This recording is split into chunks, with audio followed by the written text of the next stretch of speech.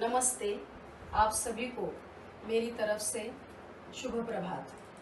विद्यार्थी मित्र, आप सभी को मालूम है मार्च 2020 से लेकर आज तक कोरोना वायरस की वजह से हमारा पूरा देश लॉकडाउन है। आप आपके घर में बंदिस्त हैं और हम हमारे घर में बंदिस्त हैं। लेकिन हमारे जीवन का एक विशेष अंग है, वो है शिक्षा। और ये शिक्षा हमें लेनी जरूरी है, वो बीच में बंद पड़नी या खंडित होनी अच्छी नहीं है। तो आपकी शिक्षा चालू रखने के लिए हम सारे अध्यापक अध्यापिका प्रयास कर रहे हैं और हम अपने घर में रहकर अलग अलग विषय के अलग अलग वीडियो तैयार कर रहे हैं और वो सारे वीडियोस आपके पास पहुंचाने का काम कर रहे हैं। तो आज हम यहाँ कक्षा 7वीं और इस 7वीं कक्षा का विषय है हिंदी।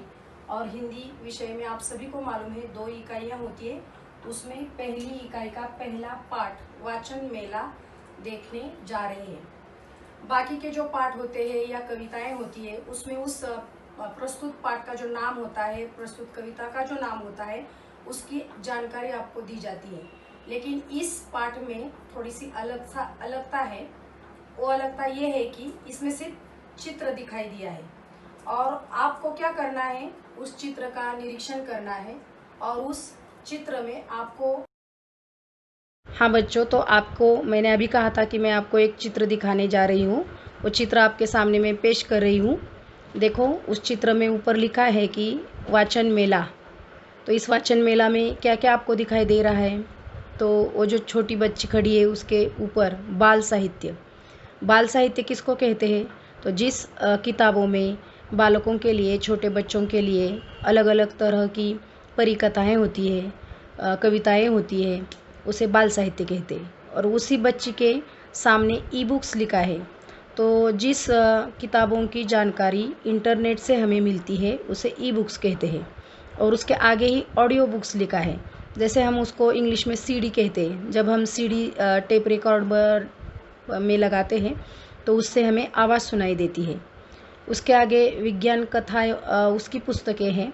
उसमें जो वैज्ञानिक लोग होते हैं वो अलग अलग शोध लगाते हैं, उसकी जानकारी हमें उस कथाओं से मिलती है।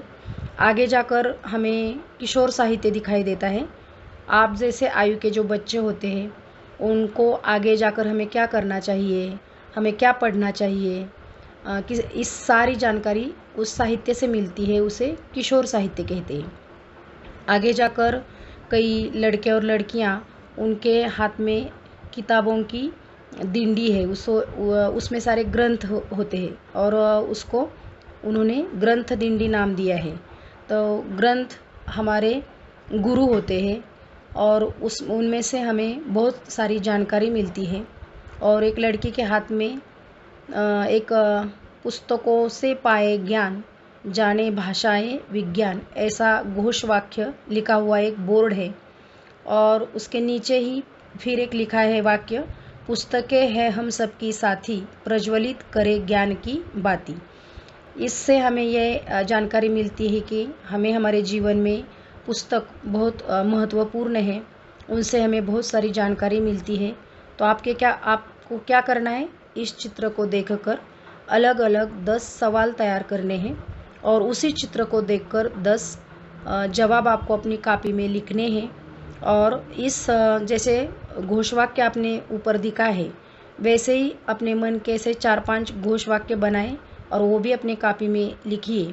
और जब आपका ये सारा स्वाध्याय पूरा हो जाएगा तो अपने पेरेंट्स को आपको दिखाना है। और जब स्कूल शुरू हो जाएंगे तो हम आपका ये सारा स्वाध्याय देखने वाले हैं। Thank you.